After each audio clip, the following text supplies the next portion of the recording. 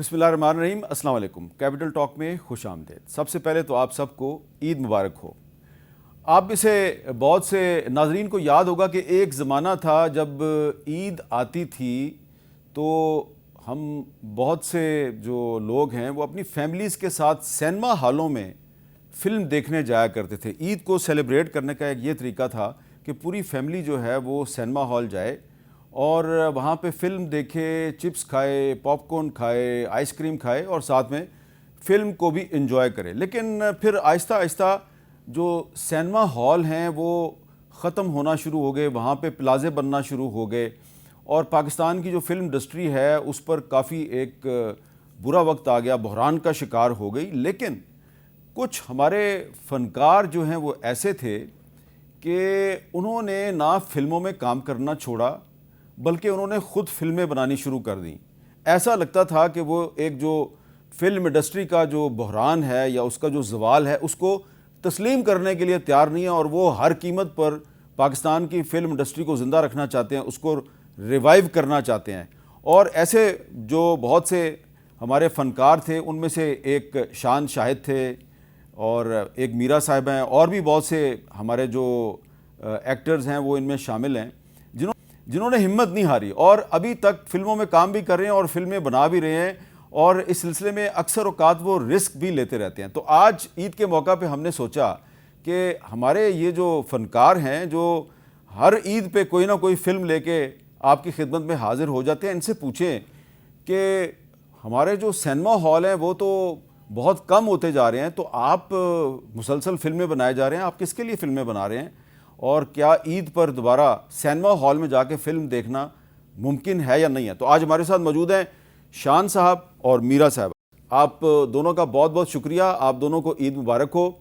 और सबसे पहले शान साहब आपसे गुफ्तगू का आगाज़ करते हैं। ये जो आपने एक नई फ़िल्म बनाई है साइको, ईद पर रिलीज़ भी हुई है, तो इस पर भी बात करेंगे, लेकिन पहले ये बताएं कि ये मुझसे तो बहुत से लोग ये सवाल पूछते हैं कि ये शान साहब से पूछें कि सिनेमा हॉल तो है ही नहीं है, बहुत थोड़े थोड़े सिनेमा हॉल रह गए हैं, लेकिन वो फिल्में बना रहे हैं, मुसलसल बनाए जा रहे हैं, तो क्या वो दीवार से टक्करें नहीं मार रहे?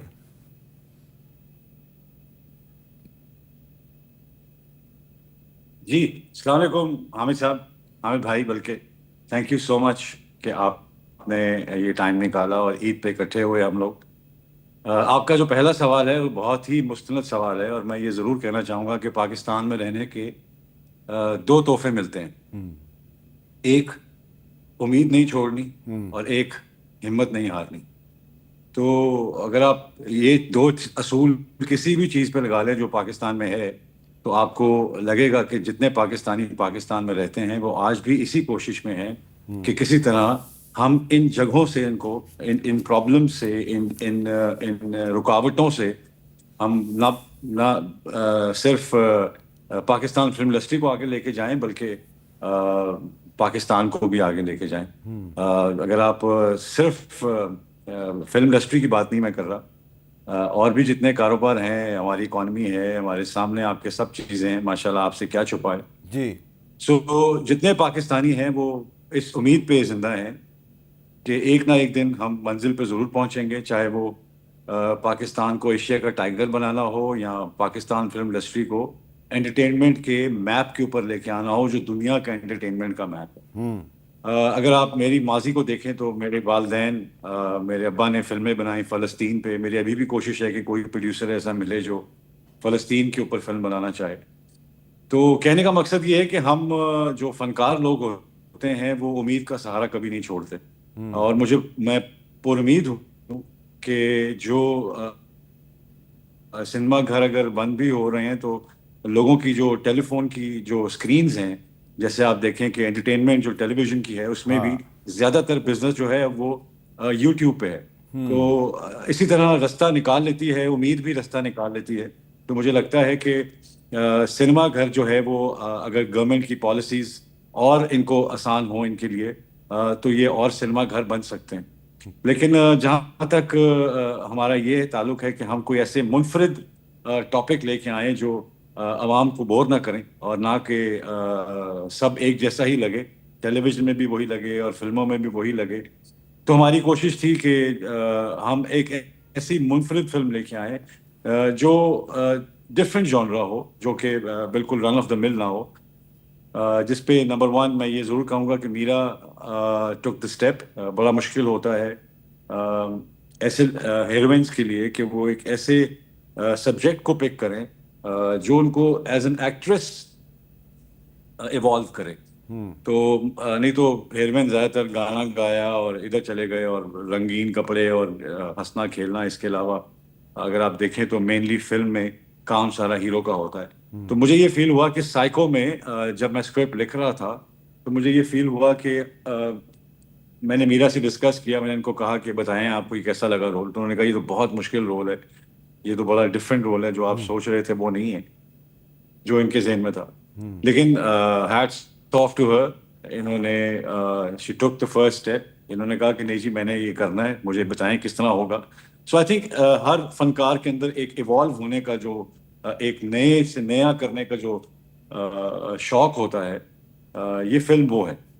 तो एक तो आपने मीरा को इस रूप में नहीं देखा होगा, नंबर वन। और दूसरा मुझे लगता है कि साइको जो है वो एक ऐसा लफ्ज़ है जो पहले तो एक बीमारी कंसिडर होता था या मेडिकल टर्म में आता था, लेकिन मुझे लगता है कि अब अगर आप देखें हर तरफ सोशल मीडिया और ये सब कुछ आने के बाद आपके सामने किस तरह लोग अपनी बात को मनवाने के लिए हर हद क्रॉस कर जाते हैं। जैसे भी आप एक केस देखा आपने जिसमें जी वो उसको फांसी भी हुई है अभी आदमी को, तो वो भी एक साइको ही था। ठीक है। तो मुझे कहने का मकसद ये है कि जब भी आप अपने ख्वाबों को हासिल करने के लिए अपनी मॉरल वैल्यूज को, इंसानियत को पीछे छोड़ के वो कदम उठाते हैं जो उस हदूद को टच करता है। तो मुझे ये फील हुआ कि ये आजकल का टॉपिक है और आजकल हर आदमी अपने अपने कोई सोशल मीडिया पे अपने आप को वायरल करने के चक्कर में है, कोई फलां करने के अच्छा चक्कर अच्छा में है। अच्छा तो अच्छा। अगर आप सोशल मीडिया का कंटेंट देखें तो वो भी तमाम हदों को क्रॉस कर रहा है। तो ये जो है ये कोई मेडिकल टर्म नहीं है साइको, बल्कि ये जो सोशल मीडिया पे और हमें अपनी ज़िंदगी में आजकल बहुत से कुछ सियासी और सोशल करैक्टर मिलते हैं जो साइको होते हैं और बाय हुक एंड क्रुक बिल्कुल। वो फेमस होने की कोशिश करते हैं, व्यूज़ हासिल करने की कोशिश करते हैं। तो उन सब को आपने फोकस किया। तो मीरा साहिबा, बड़ा आपने एक चैलेंजिंग रोल लिया है और इसीलिए हमने सोचा कि आपसे बात की जाए, क्योंकि मैंने जो इसके कुछ प्रोमोज देखे हैं आपकी फ़िल्म के, उसमें मैंने देखा कि माजी में आपने ऐसे रोल बहुत कम किए हैं। ये बड़ा मुश्किल रोल है जिसको आपने बड़े अच्छे तरीके से किया है। अभी पूरी फिल्म तो मैं कल देखूंगा, लेकिन अभी तक जो मैंने देखा है तो उसमें ऐसा लगता है कि मीरा ने एक बहुत बड़ा चैलेंजिंग करैक्टर जो है उसको करने की कोशिश की है। तो ये इतना बड़ा चैलेंज जिसके लिए मुझे लगता है कि करेज की भी बड़ी ज़रूरत है। तो ये शान साहब ने फोर्स किया है या आपने वॉलंटियरली अपनी मर्जी से ये करैक्टर किया है? कोर्स तो नहीं, लेकिन जब शान साहब ने मेरे लिए ये इस तरह था कि जब मुझे अपने डायरेक्टर पर यकीन था और कैमरे के सामने मैं थी, लेकिन बिहाइंड द कैमरा शान थे। उनकी वजह से ये मैं कर पाई। अदरवाइज मेरे लिए ये सब कुछ करना नामुमकिन था। और मैं कभी भी उस जो आप फिल्म के अंदर देखेंगे मैं कभी नहीं कर पाती, और ना ही शायद कोई मुझसे ये काम ले पाता जिंदगी में आने वाली मेरी फिल्मों में, सालों में। तो मैं समझती हूँ कि इस कैरेक्टर का जितना भी क्रेडिट है और ये जो परफॉर्मेंस का जो सेहरा है, क्योंकि मेरे पास मेरा डायरेक्टर बहुत स्ट्रांग थे। और अगर मैं शायद इंडिया में भी होती, पूरा इंटरनेशनली, तो कोई भी इस तरह का काम मुझसे नहीं ले सकते थे, क्योंकि शान एक बहुत ही बेहतरीन डायरेक्टर है, बहुत ही बेहतरीन डायरेक्टर है। और अब ये हमारी खुशकिस्मती है कि हमारे पास शान शाहिद ऐसे लोग हैं जिनकी सलाहियतों से हम भरपूर फ़ायदा उठा सकते हैं, और जो कि मैंने उठाया। और मैं अपने आप को खुशकिस्मत समझती हूँ कि उन्होंने मुझे मौका दिया अपने साथ काम करने का, फिल्म बनाने का और इस कैरेक्टर को जीने का। तो मैं बहुत शुक्रगुजार हूँ शान साहब की। जी। अच्छा, आपने जो गुफ्तगू नहीं किया नहीं, ना बिल्कुल नहीं यार, बिल्कुल। शान साहब, जो मीरा साहबा ने गुफ्तगू किया ना, क्रेडिट सारा आपको दे दिया है, लेकिन मैंने जो अभी देखा है प्रोमो, तो मुझे लग रहा है कि ये जो ना हिट हो चुका है, इनका जो किरदार है ना, मीरा का जो किरदार है हिट हो चुका है। और ये क्रेडिट सारा बिल्कुल आपको बिल्कुल। आपको दे रही हैं सारा क्रेडिट। तो ये बताएं कि आप फिल्में बना भी रहे हैं और लिख भी रहे हैं, कहानी भी आपने लिखी है? जी जी। मैं बिकॉज मेरे वालिद हाँ। Writer, film writer, journalist, director, तो मेरा बहुत पहले से ये शौक था फिल्में लिखने का। फिर इतने अच्छे अच्छे राइटरों के साथ काम किया, इतने अच्छे अच्छे डायरेक्टर्स के साथ काम किया, तो आपको हौसला मिलता है कि आप भी इसमें कर सकते हैं। तो ये मेरी पहली नहीं, मैंने 5-6 फिल्में लिखी हैं। जी जी जी। लोगों को कम पता है बिकॉज मेरे ख्याल में वजह शोहरत जो है वो एक्टिंग है, लिहाजा वो जितने एक्टर होते हैं उनको शायद समझा जाता है कि वो सिर्फ एक्टिंग ही करते होंगे। तो मुझे लगता है कि एक शौक भी है और लिखने का भी है। और इतना इतना क्लोज फिल्मों के ऊपर इतना क्लोज फोकस है कि आपको फील होता है कि इसमें बहुत सारे ऐसे टॉपिक्स हैं जो हम नहीं बना रहे हैं। हम रन ऑफ द मिल वही फिल्में बना रहे हैं, वही फिल्में बना रहे हैं, बार बार वही फिल्में बनाते रहते हैं। तो मुझे लगता है कि ऑडियंस के साथ ये जाती है, चाहे वो हम उनको वो पुरानी चीज़ ही नहीं करके देते रहते हैं। सो मुझे लगता है कि और जॉनरास होने चाहिए और लोगों को एंजॉय करना चाहिए, परफॉर्मेंस एंजॉय करनी चाहिए, एक्टिंग एंजॉय करनी चाहिए। और मैं ये कहना चाहता हूँ कि अदाकार को या क्रिकेटर को ग्राउंड के अंदर देखने में उसकी इज्जत है, और जैसे ही जितना वो परफॉर्म करता है वैसे ही उसको पहचानना चाहिए। हम आम जिंदगी में भी लोगों को ये समझना शुरू हो जाते हैं कि ये आम जिंदगी में भी इतने अच्छे ही चौके छिक्के लगाएंगे, तो शायद आम जिंदगी में इतने अच्छे हम फैसले ना कर सकें, लेकिन ग्राउंड के अंदर या फिल्म के अंदर या ठीक है। कैमरे के आगे हमारी जो जगह होती है वहां पे बेहतर काम हो अच्छा, सकता है। एक अब सवाल है कि आपने, मैंने आपकी पहले भी फिल्में देखी हैं, आप बड़ी अच्छी फिल्में बना भी रहे हैं, आप परफॉर्मेंस भी बड़ी अच्छी करते हैं, और मीरा साहबा से आपने एक बड़ा अच्छा रोल भी करवा दिया। लेकिन एक सवाल अब ये पैदा होता है कि ये आपने फिल्म बनाई है, बड़ी मेहनत की है आपने इसमें, मीरा साहबा ने भी बताया कि जी सारा क्रेडिट आपका है, लेकिन ये अच्छी फिल्म जो है ये सिनेमा हॉल में अगर जाके देखी जाए तो उसका ज़्यादा मज़ा आता है। लेकिन जो ग्राउंड रियलिटी है, जी मैं बिल्कुल सिर्फ बिल्कुल।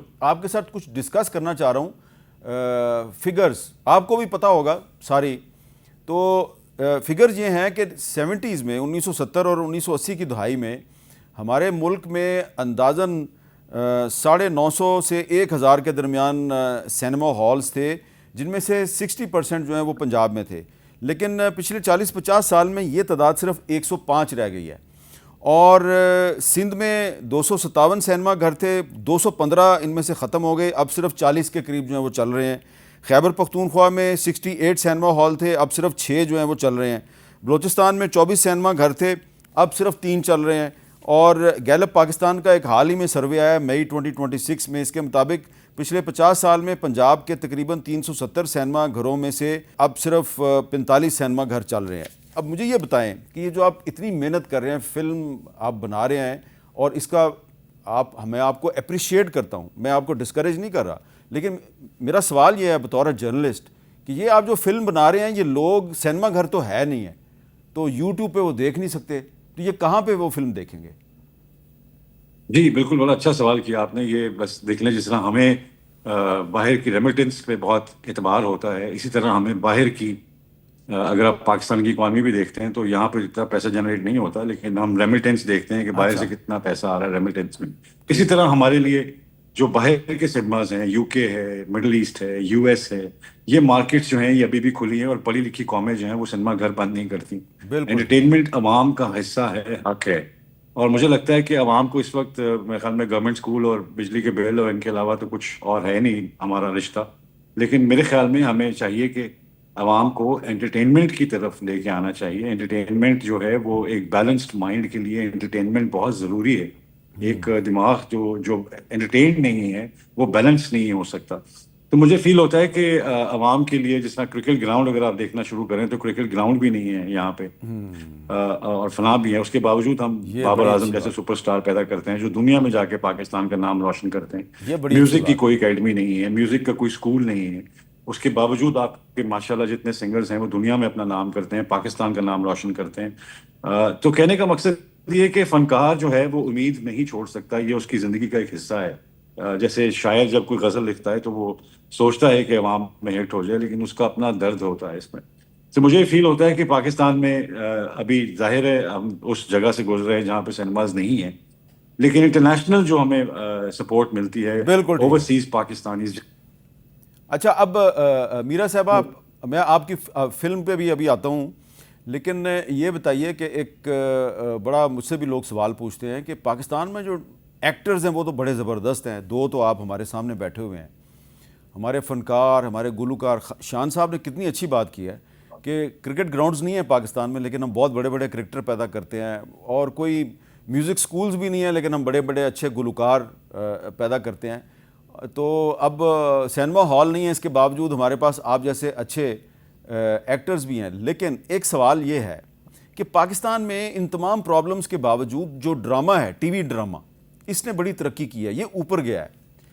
तो ये तो ऊपर चला गया, फिल्म जो है वो नीचे क्यों गई है? और आप के पास अपॉर्चुनिटीज़ थी कि आप भी ड्रामा सीरियल्स में काम करके तो अपना सर्वाइवल जो है वो कर सकते थे, लेकिन आप अभी तक फिल्म इंडस्ट्री में सर्वाइव करने की कोशिश कर रहे हैं। तो ये ज़रा आप बताएंगे कि ड्रामा ऊपर गया तो फिल्म नीचे क्यों चली गई? जी, ड्रामा, पहली बात तो ये कि ड्रामा जब आप देखना लगते हैं तो वो फ्री है, आपके घर में फ्री आता है वो। आप ऑन करते हैं चैनल और वो ड्रामा शुरू हो जाता है, ठीक तो है। आपको कोई एफर्ट नहीं करनी पड़ती। तो एक तो ये है, और दूसरा अगर आप देखें तो टेलीविज़न का 80% कारोबार जो है वो भी यूट्यूब पे है, तो टेलीविज़न पे नहीं है। ठीक तो है। ये तो टेलीविज़न इंडस्ट्री को सेव कर लिया यूट्यूब ने। अब मेरी कोशिश तो यही है कि हम किस तरह कन्विंस कर सकें कि जो ड्रामाज हैं या जिस तरह और चीज़ें हैं, जिस तरह उनको एक जगह मिली है, इसी तरह फिल्म को भी एक जगह अच्छा, मिलनी ये चाहिए, यही ओटीटी सवाल प्लेटफॉर्म खोलने चाहिए। यही सवाल मैं मीरा साहबा से करना चाह रहा हूँ। मीरा साहबा, आप जी जी, प्लीज प्लीज। हाँ, मीरा साहबा ने भी कुछ किए हैं, मेरे ख्याल है ड्रामा किए हैं कुछ उन्होंने, लेकिन आपकी भी ज़्यादा कंसंट्रेशन जो है वो फिल्म पर ही रही है। इसकी कोई ख़ास वजह है कि आपने भी कोशिश की कि आपने फिल्में बनाई भी हैं कि फिल्म ही में काम करना है और फिल्म ही बनानी है, इसमें इसकी कोई ख़ास वजह है? खास वजह ये थी कि मेरे उस्ताद जो थे, जहाँ से मैंने सीखा, जहाँ में मैं पैदा हुई, जहाँ मैं परवान चढ़ी, तो आई थिंक मेरे उस्ताद और मेरे टीचर्स जिनके साथ इमोशनली मैं कनेक्टेड थी, तो उनका ताल्लुक फिल्म से था।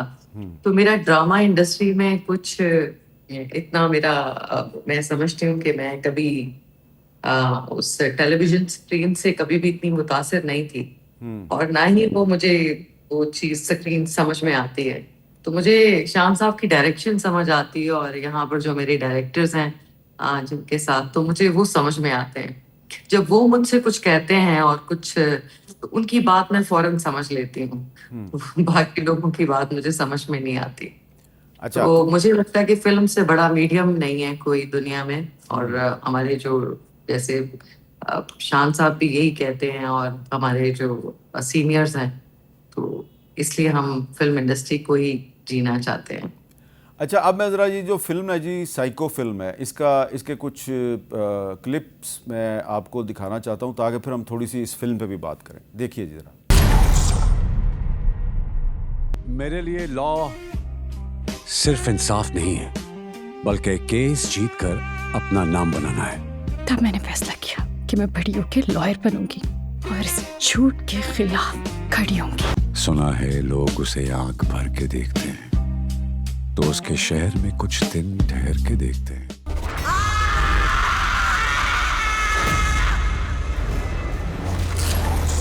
सारी जिंदगी वकालत की, अपनी जिंदगी के 50-60 साल मैं इस कानून को दे चुका हूं। एक तरफ सच है जिसको साबित करने के लिए आपको बहुत कुछ करना पड़ता है, और एक तरफ झूठ है जिसको साबित करने के लिए आपको सिर्फ पैसा चाहिए। 2 करोड़ तो चाहिए, रिपोर्ट्स, एक्सरे, सब कुछ मिल जाएगा सर। Thank you. अदम सबूत मेडिकल रिकॉर्ड को मद्देनजर रखते हुए बाइज्जत बरी करती है। एक मैं ब्रेक लेता हूँ, ब्रेक के बाद ये जो आपने क्लिप्स देखे हैं इसके हवाले से हम शान से और मीरा साहबा से बात करते हैं। कैपिटल टॉक में दोबारा खुश आमदेद। शान साहब, हमने थोड़े से जो इसके क्लिप देखे भी हैं और अपने नाजरीन को भी दिखा दिए हैं, तो माशाल्लाह इसमें नज़र आ रहा है कि आपका भी किरदार बड़ा अच्छा है और मीरा साहबा का जो बिल्कुल मुनफरद किरदार है। लेकिन अब इसमें मेरा आपसे सवाल ये है कि जो कहानी है इसका इंतखाब तो ख़ुद आप ही ने किया है, तो आपको क्या लग रहा है कि ये जो फिल्म का नाम है साइको, तो ज़रा थोड़ा सा बताएंगे। मैंने पहले कहा कि ये एक मेडिकल टर्म नहीं लग रही है, कोई मुझे पॉलिटिकल और सोशल टर्म लग रही है। तो ये इस किस्म के लोग जो हैं ये हमारे इर्द गिर्द तो हैं, तो क्या आपको लगता है कि इस किस्म के लोग जो हैं वो उनको आपने एक्सपोज करने की कोशिश की है? नहीं, मेरे ख्याल में फिल्म का जो एक मीडियम होता है उसमें आप निशानदेही करते हैं और बताते हैं कि हम कहाँ तक पहुँच चुके हैं अपनी वैल्यूज़ में, अपनी चीज़ों में। जैसे आपने देखा मैं एक लॉयर का रोल कर रहा हूँ और वो लॉयर जो है वो उसके लिए वो इतने अपनी फतह में इतना साइको है कि वो चाहता है कि मैं कुछ चीज़ हारूं ना, चाहे उसके लिए मुझे झूठ भी बोलना पड़े, चाहे उसके लिए मुझे कुछ भी करना पड़े। एक जो लड़की है वो बिल्कुल सच के ऊपर खड़ी है, वो सच के अंदर इतनी अपने अपने सर उसने सच को इतना बड़ा कर लिया है कि उसके लिए ज़िंदगी में और कोई चीज़ नहीं है। वो बाय हुक और बाय क्रुक अपनी बात मनवाने के चक्कर में। सो कहने का मकसद ये है कि हर वो चीज़ जो नॉर्मल मॉरल नॉर्म्स को क्रॉस कर जाए, मुझे लगता है कि वो साइकोनेस की हदूद में दाखिल हो जाती है। तो अगर आप देखें तो हमारी सियासत में भी और बाकी जगहों पे भी आपको बहुत सी चीज़ें ऐसी मिलेंगी, बहुत सी मिसालें ऐसी मिलेंगी। आपको और एरियाज़ में बहुत, जहाँ भी आप जाएंगे आपको कहीं ना कहीं ये लोग, अभी जो ईरान और ये जो सब हो रहा है इसमें आप देख लें कि दोनों एक हक के ऊपर है, एक दूसरा किसी और चीज़ पे है, लेकिन हैं वो उसी जगह पे कि वो जंग की तैयारी कर रहे हैं और अपनी बात को मनवाने के लिए वो किस हद तक जा रहे हैं कि उन्होंने कोई 10,000 लोग शहीद कर दिए उधर से। तो आप देखें कि पूरा जियोपॉलिटिकली अगर आप देखें तो आपको बहुत से ऐसे लोग नजर आएंगे जो दिखने में तो और ओहदे में तो शायद ना हो, लेकिन अपने अपने फैसलों में और जंगों में वो ज़रूर अपनी साइकोनेस ज़रूर दिखाएंगे। अच्छा, आपने नाम नहीं लिया, लेकिन एक साइको तो इसमें नेतन्याहू है जिसने हज़ारों लोग हाँ बिल्कुल मार दिए हैं, बिल्कुल। और एक और साइको जो है वो हमारे हमसाया मुल्क में है, उसका नाम नरेंद्र मोदी है। नरेंद्र मोदी है, बिल्कुल। अगर आप देखें कि उन्होंने जो हाल किया है बीजेपी ने और आरएसएस ने इंडियन जमहूरियत का और सेक्युलरिज्म का, जो कि वो हमेशा से प्रचार करते रहे हैं जिसका, तो मेरे ख्याल में इनसे बड़े साइको तो आपको इस वक्त खित्ते में नहीं मिलेंगे। लेकिन आपकी फिल्म में जो साइको है वो सारे पाकिस्तानी हैं, तो उस फिल्म देख के ही हम उसको एंजॉय करेंगे। मीरा साहबा, अब आपसे मैं एक सवाल ये करना चाह रहा हूँ कि ये बताइए कि जिस तरह आपने पाकिस्तान की जो फिल्म इंडस्ट्री है उसके रिवाइवल के लिए आपने बड़ी साबित कदमी का मुजाहरा किया है, और इस फिल्म में भी आपने जो किरदार है उस पर बड़ी मेहनत की है। ये बताएं, क्या पाकिस्तान की फिल्म इंडस्ट्री अभी भी इंडिया की फिल्म इंडस्ट्री का मुकाबला कर सकती है? यानी कि अगर एक फिल्म में मीरा हो और दूसरी फिल्म में कोई इंडियन एक्ट्रेस हो, और क्या मीरा जो है वो अपनी एक्टिंग के ज़रिए इंडियन एक्ट्रेस या इंडियन फिल्मों को डिफीट कर सकती है?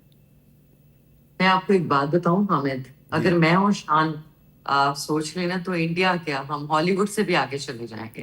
क्योंकि हमारे पास शान है, और जब 1 से 2 11 102 11 होते हैं, और जब और शान अगर फिल्में बनाते रहेंगे मेरे साथ, तो हम इंडिया क्या, हम हॉलीवुड को भी क्रॉस कर जाएंगे, because he is such a great film maker, incredibly is a great film maker, and I am so happy, और I am very much I am so proud of him कि इन्होंने इतना अच्छा किया, इतनी खूबसूरत बनाई फिल्म, और इस विजन को ये आगे लेकर चलना चाहते हैं, और एक फ्यूचर देख रहे हैं पाकिस्तानी सिनेमा का बेहतरीन अंदाज में, और इंशाल्लाह इस इनकी सोच में मैं आ चुकी हूँ और इनके साथ मैं इस मिशन में शामिल हो चुकी हूँ। जी शान साहब, ये बताएं। और दूसरी बात हामिद भाई, मैं ये बताता चलूं कि इंडियन पंजाबी फिल्म जो है उसको अभी भी पाकिस्तान में रिलीज किया जाता है। अगर साइको को मौका मिले तो ज़रूर वो इंडिया में रिलीज हो, और फिर आपको पता चलेगा कि इंडिया में इसको रिस्पॉन्स कैसा मिलता है। लेकिन अनफॉर्चुनेटली इंडिया जो है वो इंडियन जो है वो ज़्यादा अच्छे इंडियन है, हम शायद कम अच्छे पाकिस्तानी हैं कि हम उनको तो इजाज़त दे देते हैं अपनी यहाँ फिल्म लगाने की, लेकिन वो हमें इजाज़त नहीं देते वहाँ फिल्म लगाने की। तो इंटरनेशनल दंगल जब लगता है तो उसमें ये चीज़ें नहीं होती हैं। अगर इंडिया और पाकिस्तान का मैच है तो दोनों झंडे बराबर उड़ते हैं दोनों टीमों के। फिल्म के ऊपर अगर आप देखें तो पाकिस्तान का झंडा वो उठाने नहीं देते और अपना झंडा नीचे नहीं लाने देते। तो मेरी रिक्वेस्ट होगी आपकी तरफ से कि इंडियन फिल्म्स को तब तक बैन रखा जाए तब तक, जब तक पाकिस्तानी फिल्मों को इंडिया में लगने की इजाज़त ना मिले। तो आप ये कह रहे हैं कि पाकिस्तान की फिल्में जो हैं वो इंडियन फिल्म इंडस्ट्री का मुकाबला कर सकती हैं, लेकिन जिस तरह इंडिया ने वहाँ पे पाकिस्तानी फिल्मों को रिलीज़ करने की इजाज़त नहीं दी, तो हम भी यहाँ पे पाकिस्तान में इंडियन फिल्मों को रिलीज़ करने की इजाज़त ना दें? जी बिल्कुल। अच्छा, लेकिन सिर्फ इसमें एक्सेप्शन पंजाबी है। अच्छा, अब इसमें यह बताएं ना कि मैंने देखा है कि बहुत सी जो इंडिया की पंजाबी फिल्में हैं उनमें पाकिस्तानी एक्टर भी काम करते हैं, तो पाकिस्तानी एक्टर्स को तो वो टॉलरेट कर रहे हैं, तो क्या ये अच्छी बात नहीं है? लेकिन अब नहीं कर रहे। अगर अब आप देखें तो उन्होंने मुकम्मल बैन लगा दिया है पिछले 1.5-2 साल से। अच्छा। ख़ास तौर पे जब से ये हम ऑपरेशन इन्होंने किया है लास्ट सिंदूर, उसके बाद से तो बिल्कुल ही। और हमारा बनियान अल मरसूस जब हम जीते हैं अल्लाह के हुक्म से और पाकिस्तान की कौम की दुआएं और लीडरशिप की वजह से जैसे हम जीते हैं, तो उसके बाद से लेके अब तक तो उन्होंने बिल्कुल बैन कर दिया है। मेरे ख्याल में अगर आप वीज़ा भी लेने जाएंगे तो वीज़ा भी नहीं मिलेगा। तो मुझे लगता है कि वो बहुत स्ट्रिक्ट हैं अपने इंडियन होने में। हमें अपने पाकिस्तानी होने में ज़रा स्ट्रिक्ट होना पड़ेगा। अच्छा, तो इसमें मीरा साहबा आपका क्या ख्याल, आप एग्री करती हैं शान से कि जिस तरह इंडिया में पाकिस्तानी फिल्में रिलीज़ करने की इजाज़त नहीं है, तो पाकिस्तान में भी इंडियन फिल्मों को रिलीज़ करने की इजाज़त नहीं होनी चाहिए? देखिए, कोलैबोरेशन का मकसद तो यही होता है ना, और बराबरी का ये कि दोनों टीमें एक जैसा खेलती हैं, बराबर आमने सामने खेलते हैं, और फिर कौन अच्छा खेलता है ये तो खेल के बाद पता चलता है।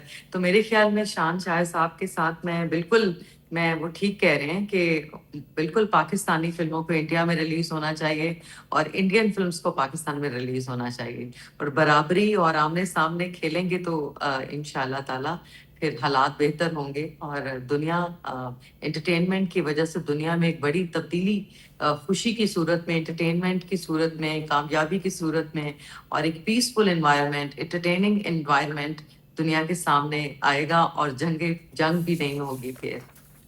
अच्छा, अब एक पिछले दिनों बड़ा एक इम्पॉर्टेंट डिसीजन आया जी। पंजाब गवर्नमेंट ने एक फिल्म सिटी प्रोजेक्ट जो है वो अनाउंस किया है, तो हमारी हुकूमत जो है वो पाकिस्तान की फ़िल्म इंडस्ट्री को रिवाइव करने के लिए और उसको प्रमोट करने के लिए, उसको मजबूत बनाने के लिए क्या कुछ कर सकती है? इस पर हम शान साहब से और मीरा साहबा से बात करते हैं एक छोटे से ब्रेक के बाद। कैपिटल टॉक में दोबारा खुश आमदेद जी। शान साहब, आपको भी पता ही है, सुना होगा आपने कि पंजाब गवर्नमेंट ने एक फिल्म सिटी प्रोजेक्ट शुरू किया है। क्या ये काफ़ी है, और आपका इसके बारे में क्या ख्याल है, और क्या करना चाहिए हमारी फेडरल गवर्नमेंट को और प्रोविंशियल गवर्नमेंट्स को? जी, बहुत अच्छा इकदाम है मेरे ख्याल में। जब से पाकिस्तान बना है या पाकिस्तान फिल्म इंडस्ट्री बनी है, फिल्म इंडस्ट्री के लिए कभी किसी भी हुकूमत ने कुछ नहीं किया। सो मैं ज़रूर इनको खराज तहसीन पेश करना चाहूँगा। एक तो फिल्म ग्रांट के ऊपर, और एक जो फिल्म सिटी अनाउंस हुई है, ये बहुत अच्छा इकदाम है। लेकिन मेरी फिर भी ये ख्वाहिश होगी कि जिस तरह प्रॉपर्टी का सेक्टर है, अगर आप उसमें देखते हैं कि हमारी काफ़ी हद तक जो ब्लैक इकॉनमी है वो उधर पार्क होती है और उधर सारी सस्टेन करती है, उसकी इन्वायरमेंट को डेवलप करती है, उसका इकोसिस्टम डेवलप करती है। तो इसी तरह हुकूमत को चाहिए कि सिनेमाज के लिए कोई एक ऐसी टर्म निकालें, जितने बड़े बड़े बिजनेसमैन हैं जो टैक्स पे करते हैं, इतना बड़ा बड़ा टैक्स पे करते हैं, अगर आप उनको इस तरफ लेके आएँ और उनको इनिशिएटिव दें, तो मेरे ख्याल में जब भी बिजनेस कम्युनिटी मिलती है तब कोई इंडस्ट्री बड़ी होती है। तो अगर उनको ये रास्ता दिया जाए, जैसे एमनेस्टी स्कीम आती है या फ्लांस स्कीम आती है, इस तरह अगर उनको ये कहा जाए कि अगर आप सिनेमाज बनाते हैं और एंटरटेनमेंट के ऊपर काम करते हैं तो आपको हम एक एमनेस्टी देते हैं, ताकि ये डिपार्टमेंट या ये जो एरिया है पाकिस्तान का, ये डेवलप हो सके। तो ग्रांट्स बहुत अच्छी चीज़ है, फिल्म सिटी बहुत अच्छी चीज़ है, लेकिन इसको अगर हमने सब कुछ करने के बाद ब्यूरोक्रेसी के हवाले करना है तो वो भी फिर उसका हाल वैसा ही होगा जैसे बाकी जगहों का है। तो मुझे लगता है कि फनकारों को इसमें आगे आना चाहिए, जिसमें वो खुद आके अपनी अपनी अपनी जो इकॉनमी है या अपनी जो इकोसिस्टम है उसके बारे में वो जान सकें, बात कर सकें और उसको आगे लेके जा सकते हैं।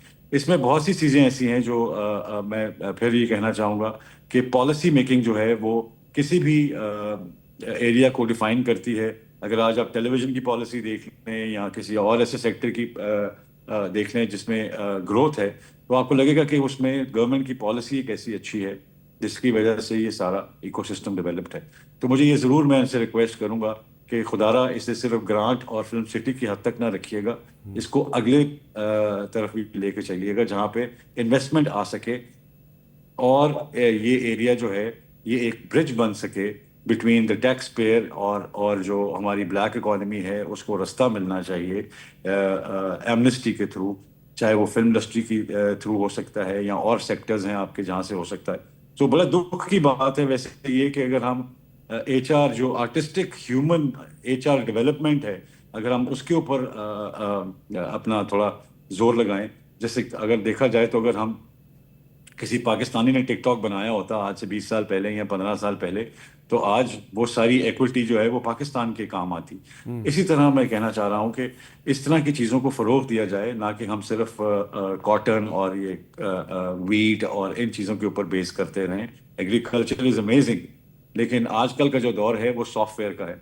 तो मुझे लगता है कि सॉफ्टवेयर की फार्मिंग होनी चाहिए, सॉफ्टवेयर को हमें आगे लेके जाना चाहिए। पाकिस्तान इस वक्त सबसे सस्ता है, नेपाल से भी सस्ता है करेंसी की वजह से। हम वो सब कुछ डेवलप कर सकते हैं जो कोई भी कामयाब मुल्क कर रहा है।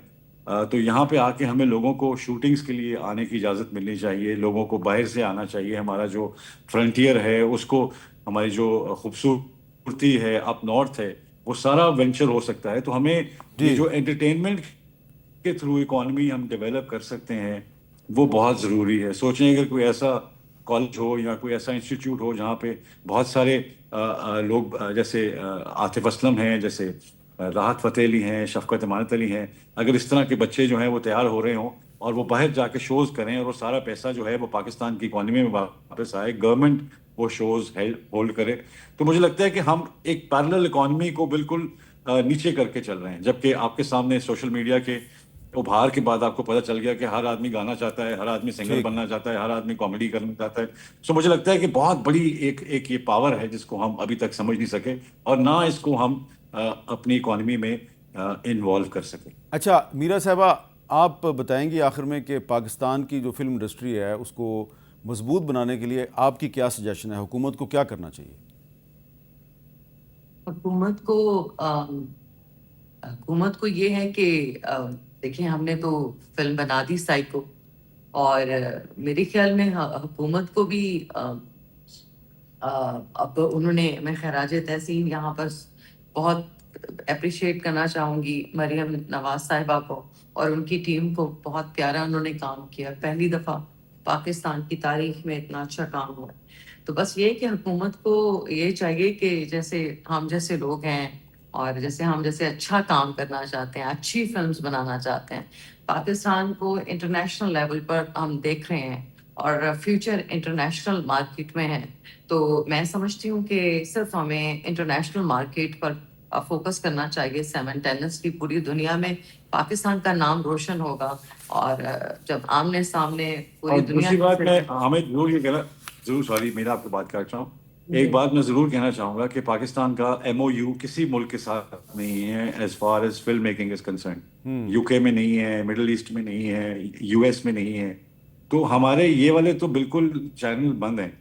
तो अगर हम खोलना चाहें इनको तो बहुत आसानी से हम इनको खोल सकते हैं। हमारी MOU हो सकता है फिल्म्स का बहुत ज़्यादा।